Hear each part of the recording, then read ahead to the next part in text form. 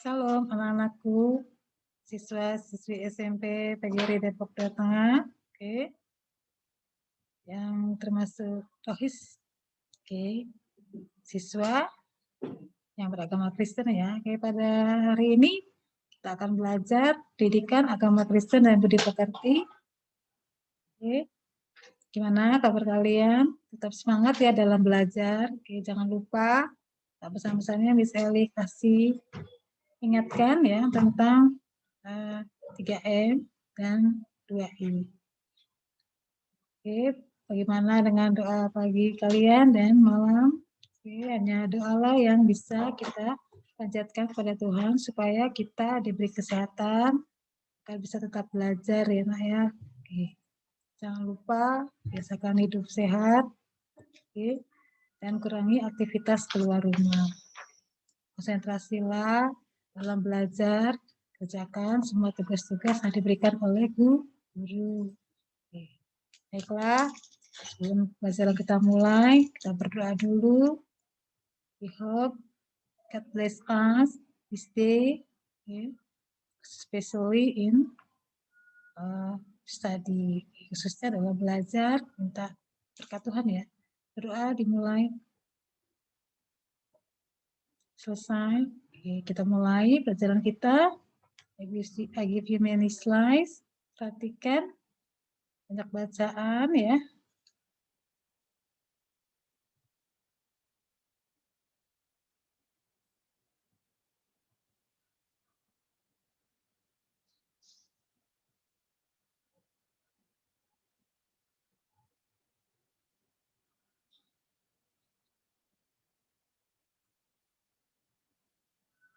Pendidikan agama Kristen dan budi pekerti. Stay with me, Miss Ellie. Kita sudah berdoa ya. Oke, judulnya adalah Karya Pengampunan Allah dalam Yesus Kristus. Bahan Alkitab yang menjadi sabda Tuhan ada di Efesus 4 ayat 32 dan Kolose 3 ayat 13. Nanti kalian setelah membaca belajar ini kalian buka Alkitabnya untuk lebih jelas lagi karena ayatnya sangat panjang ya Nak ya. Oke, karena ini relasinya dengan pelajaran kita.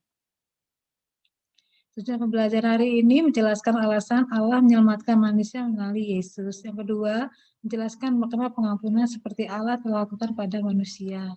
Yang lainnya, yang ketiga, siswa menjadi pribadi yang mudah mengampuni. Oke, jadi ini adalah goals or target supaya siswa mampu melakukannya. Mau melakukannya pastilah ya. Oke, kalian anak-anak yang baik, pasti kalian mau melakukannya.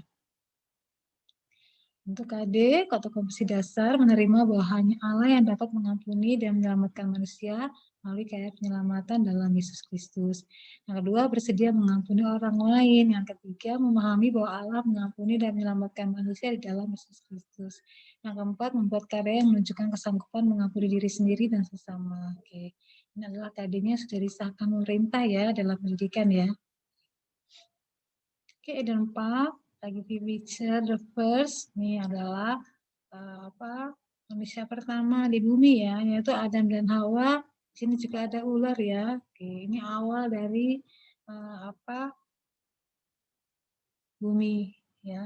Jadi awal orang manusia pertama di bumi yaitu Adam. Oke, dan dari tulang rusuknya diciptakanlah Hawa. Oke, dan iblis juga ya, tapi di sini dalam bentuknya adalah ular. Kayak mereka bisa berkomunikasi ya. Disinilah awal manusia jatuh dalam dosa. Tadinya aman ya, this is paradise.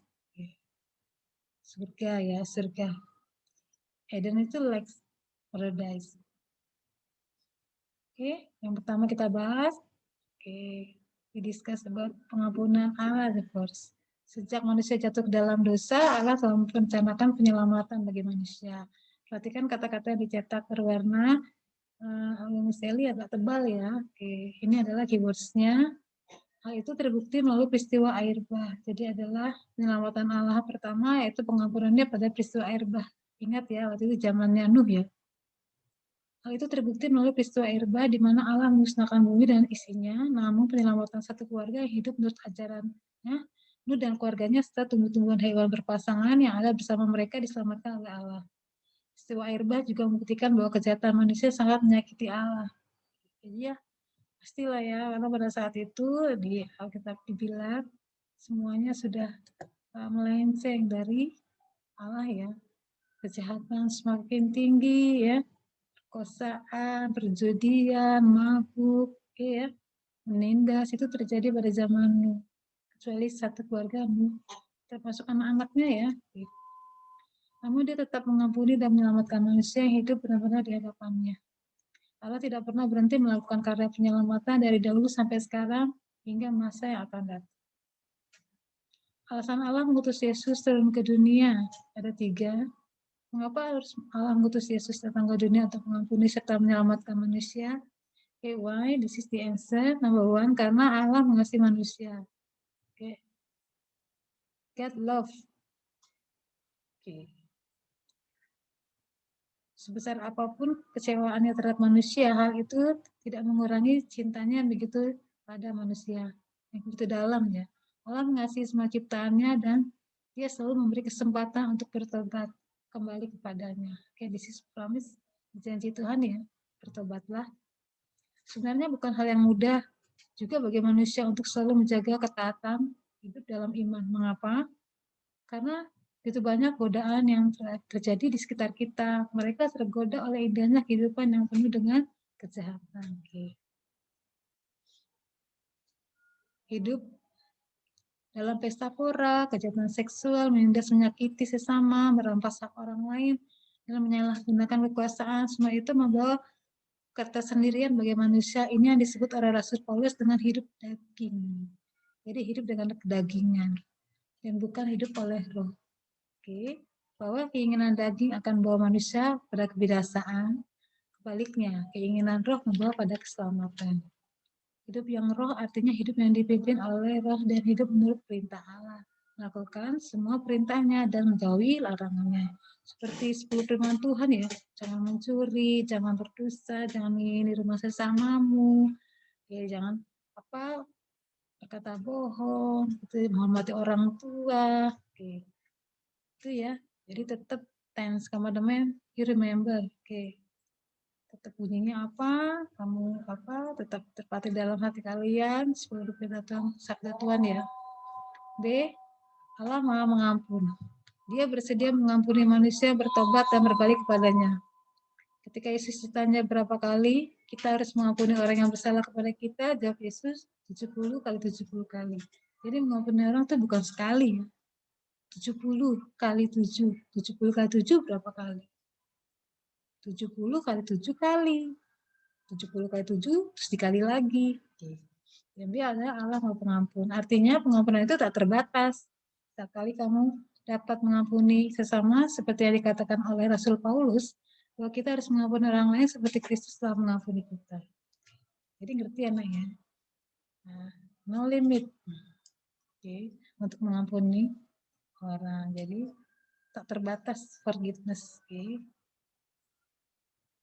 Bagaimana jika orang lain itu tidak mau mengampunimu? Oke, gimana, Miss? Oke. Ini jawabannya. Teruslah berdoa dan berbuat baik padanya. Suatu hari nanti ia akan luluh dan mengampunimu juga. Janganlah berpatokan pada sikap orang lain yang tidak mau mengampuni. Oke. Jadi indahkan saja, tetap berdoa. Oke. Patokanmu haruslah pada Yesus yang rela mengampunimu, lakukan hal yang sama. Yang C, karena Allah adalah penyelamat. God is my savior. Dia sudah berulang kali menyelamatkan manusia melalui para nabi yang diutusnya. Akhirnya dia rela hadir ke dunia dalam diri Yesus Kristus, putranya. Allah turun dalam dunia untuk menyelamatkan manusia. Mengapa?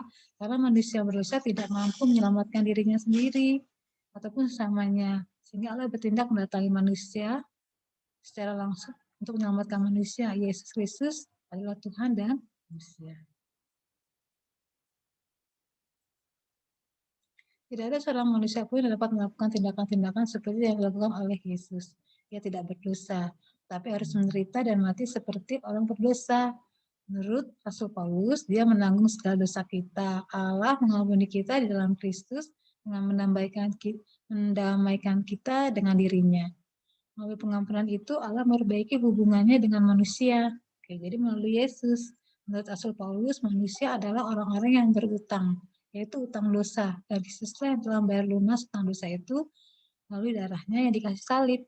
Melalui kematiannya di kayu salib. Tuhan Allah mengampuni kita di dalam Kristus dengan membatalkan hutang kita kepadanya. Yang B, kita mendiskusikan tentang makna pengampunan. Ada 4. Yang satu, keselamatan yang diberikan Yesus bukan keselamatan rohani, namun juga mencakup seluruh aspek kehidupan manusia saja. Yang kedua, memperbaiki hubungan Allah dan manusia yang sudah rusak. Yang ketiga, kita mendapatkan keselamatan hidup kekal dan masuk kerajaan surga. Yang keempat, kita dianggap jadi anak Allah, bahkan dapat memanggil dia Bapa atau Bapa. Oke, jadi diingat ya makna pengampunan. Ada 4. Oke, setelah penjelasan tadi, Miss Eli kasih kesaksian Story of Gordon. Saya bacakan, ini kisah seseorang yang begitu sedih ya. Tapi dia mau mengampuni. Saya bacakan.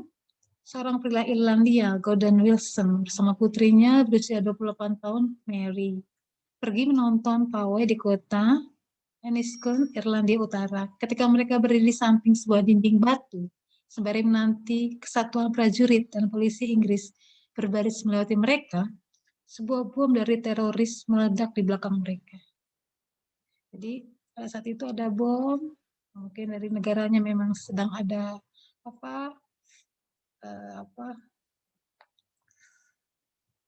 ada perselisihan ya. Oke, sehingga terjadi 6 orang tewas ketika karena ledakan itu. Garda dan putrinya terkubur beberapa meter di bawah tumpukan batu.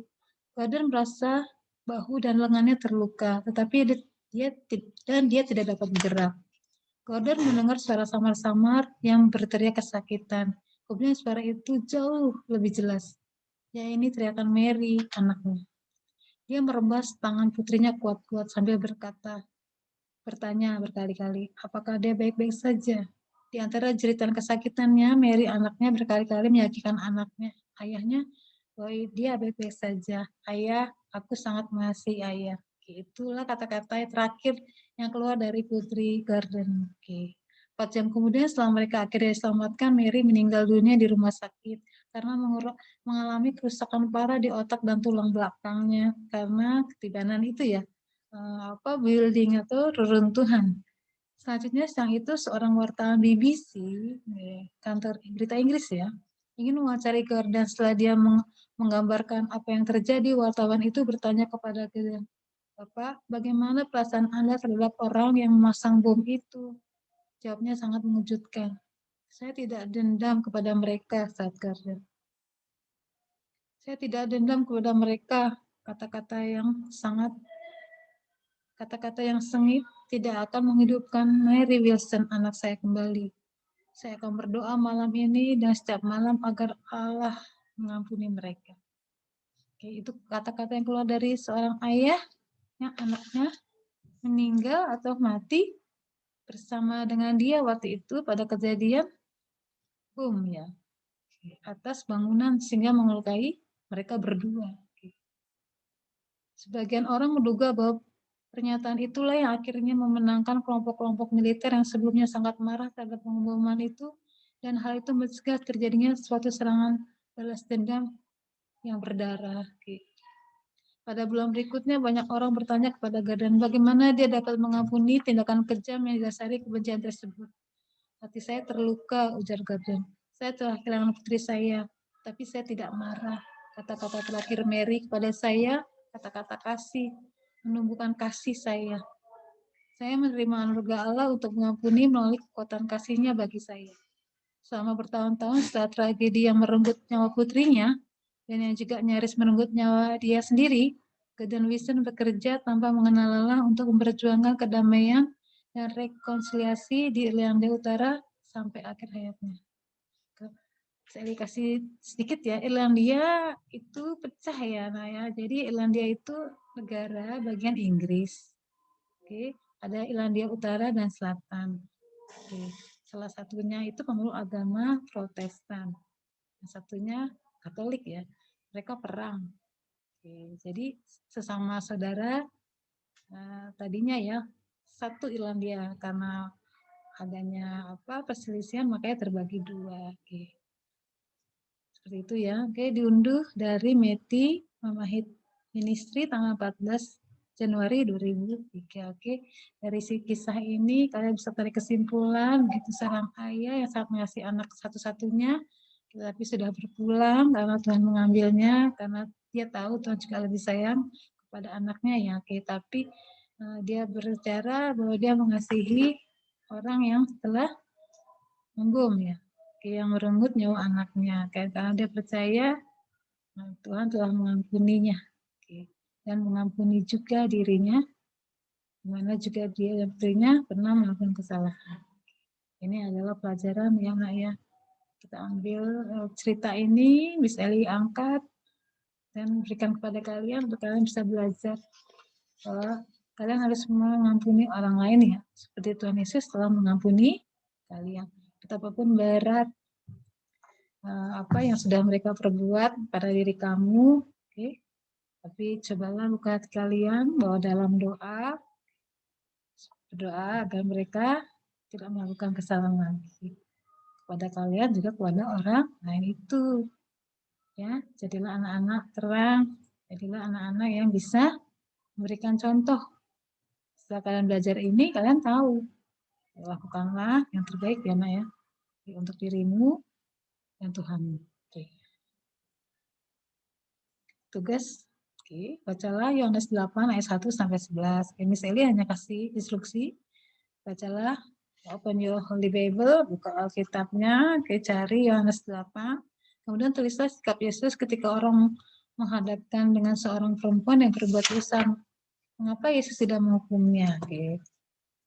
Danger answer, jika orang yang melakukan kesalahan dan kejahatan terhadapmu datang dan melakukan kejahatannya, apa yang kamu lakukan padanya? Orang itu sudah jujur, kalau dia melakukannya, dia minta maaf. Apa jawaban kalian? Apa yang kalian lakukan? Tulislah pendapat kamu dalam lembar kerjamu.